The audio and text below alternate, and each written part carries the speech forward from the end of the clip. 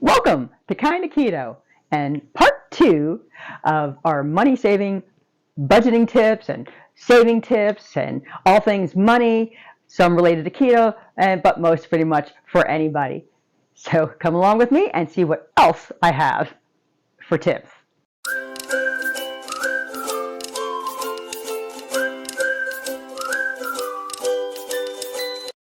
I have an Amazon credit card and I love it because there's a lot of points you can build up. And I get a lot of things on Amazon for convenience. I do have a few things that I get for my Etsy business, but there's just many things that I get on Amazon. I look there first and I get so many points, and I'll even show you some of the points I'm at right now. And the other thing is, aside from keto kind of things and saving money, uh, I pay my credit card off every month. Now, maybe not everyone can do that, but I like to live within my means. I don't like having debt. I don't like paying fees, and I'll show you that I have paid. So I have a 2023 and 2024 so far, and it shows no interest and no fees for the year. So I like that. I don't want to pay them money. I just want to borrow their money to get stuff. So that's part A of the Amazon credit card. But the other things, there's so many things on Amazon. So if there's an ingredient you want to try, or if there's something that is a better quality on there, you can use your points for. And either you can get it for free, or I like to do it more like half off. So I get a great deal, but then I save points for other things. So recently I just got some Miracle Noodles, like a 6-pack, because I love those shirataki noodles. And what was the other thing that I just got? An electrolyte drink. I wanted to try a new one, and they had a sample pack. I just kind of wanted to see how the flavors were. So I didn't want to spend a lot of money on it. So I just ordered that, and I'm going to try. So, and I just did half with points. So I spent, $10 for the 2 items that I got, and which I don't think is very much money at all. Look at all these things. I made a little collage for you to show you all the things that they have on Amazon that are keto friendly.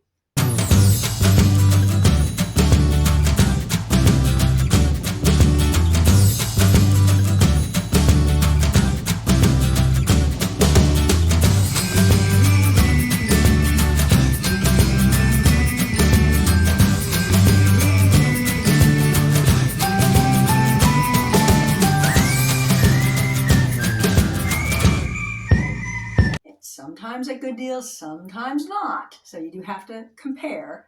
And I try to find things at my discount stores, but sometimes I can't. But there's so many things on there. And there's things that maybe you don't want to try, or like when I wanted to make my own bagels, and I wanted this, I think it was tapioca flour. Do I really want a whole big bag? At least get it at a really good, cheap price. So Amazon is a keto person's best friend. Now on to just some miscellaneous money savers for you, kind of a part 2, more of a non-food kind of thing. The credit card was part of it, because you can still use it for points for other things that are non-food related, but it also saves you money. So that's kind of part of this part 2. But number 1, smoking. Enough said. Quit.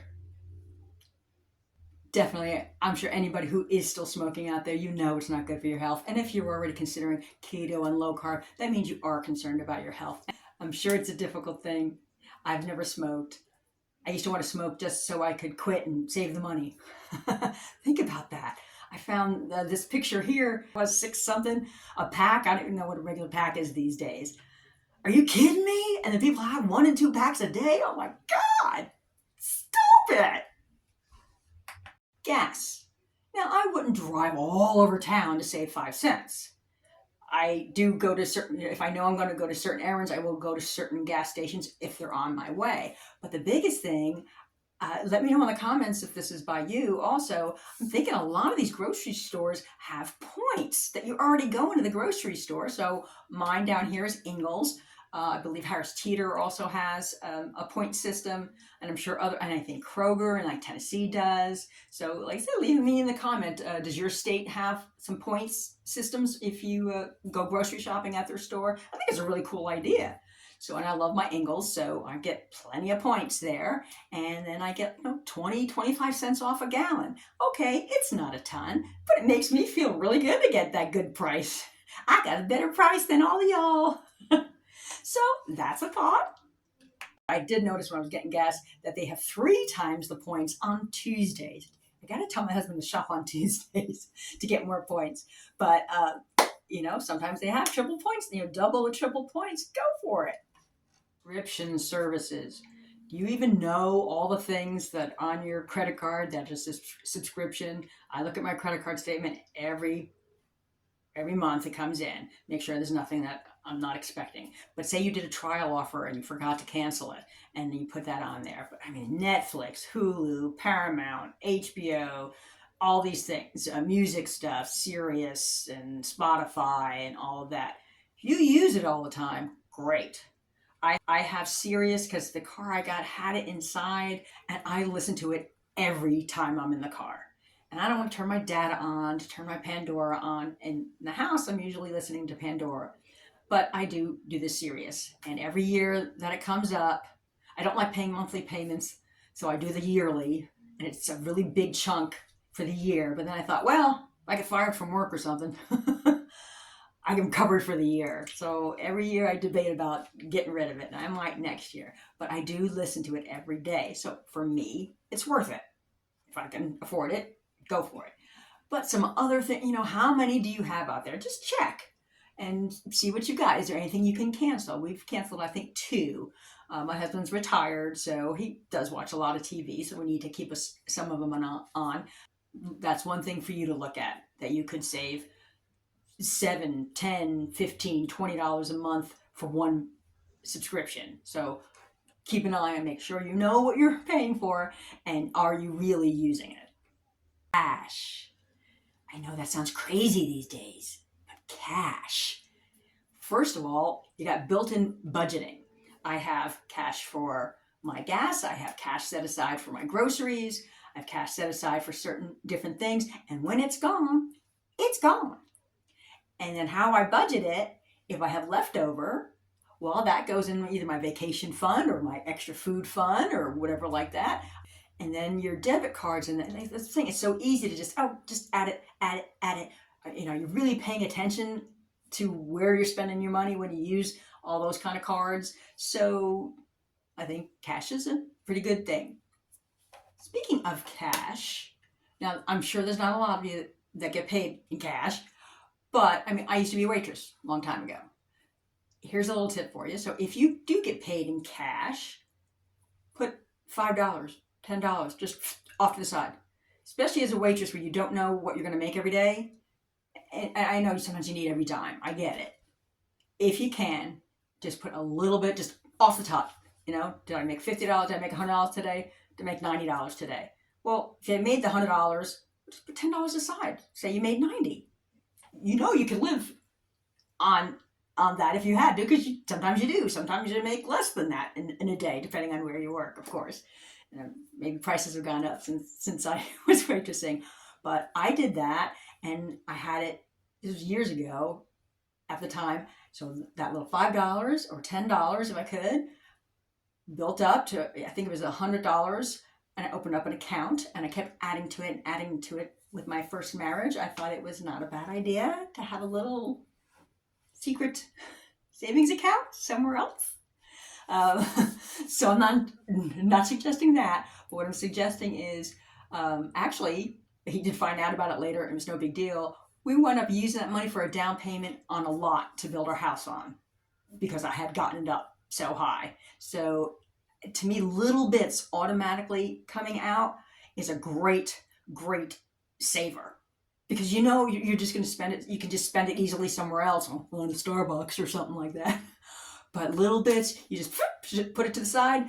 You don't think about it anymore. Got a little pot of gold after a while. Another little secret way to save. Now you have direct deposit, so I have a paycheck that comes in, and then we take a certain amount of cash, and he gives me cash, so I do my little divvying up here and there. So I have cash for the things that I want, that I use regularly. I don't want to write a check for every little thing. So when I get a raise, I forget how the percentage worked, but say one of the raises I get paid every 2 weeks equals $20. Big deal, $20. Put that $20 aside. I put that in an envelope, and that was either for getting my hair done, something special, or getting a massage or something like that. If I don't use it for something, or I put it in my mutual fund. Whenever I get a $500 block, I'll put it in my mutual fund, and that's just my $20 I put aside. $20. You didn't have it before you got the raise, so pretend you still don't have it and put it aside. Now, actually, I put about $50 aside, and every time I had another pay raise, I'd put like another $5 and another $20, and I would go. And now I just kind of keep it at $50. I don't want to do half my check, but I do $50 right off the bat when I get my paycheck. It goes right into that envelope, and when I get 500, it goes into the mutual fund. If I get a little extra for my hair, I put that off to the side, so when I'm ready to get my hair done, I've got the money. Overdraft fees. Are you kidding me? That is just pissing money away. I could not even fathom that. I think it's an average, I had to look it up, $35 for an overdraft fee. And people do that like, even if it's once a month. I think that equals, I wrote it down, for once a month, that is $385 in a year if you do one overdraft fee a month. Once. $35. What can you use $35 for? That's a lunch. Actually, depending where you go, it could be lunch for me and my husband. $385 a year. Do you think you can find something to do with that besides giving it to the damn bank? I know you can. Know where your money is going. Know what's coming in and where it's going. Talk to your spouse if it's, like, oh, I didn't realize he bought this. I don't even get overdraft fees. How do you not know what's in your checking account? I just don't get it. That's why also I have a little cash for the things I need. He has cash for the things he needs. And the big things go in the checking account. Mortgage or car payment or, the water and the sewer and the blah, blah, blah and the internet. That all comes out of the checking account. And then we have our own little play money. So we always know what's coming out of the checking account. Please, please don't do overdraft fees. That's just crazy.